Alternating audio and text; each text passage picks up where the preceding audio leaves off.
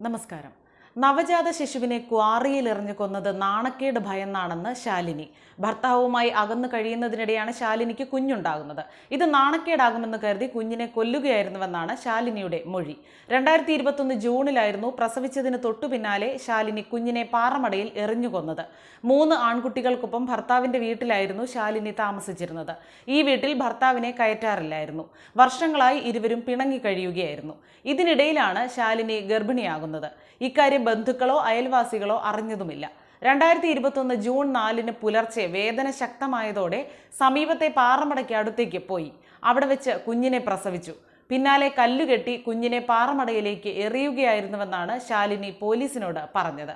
40-കാരിയായ ശാലിനിയെ എറണാകുളത്തെ കോടതിയാണ് ജീവപര്യന്തം തടവിന് ശിക്ഷിച്ചത്.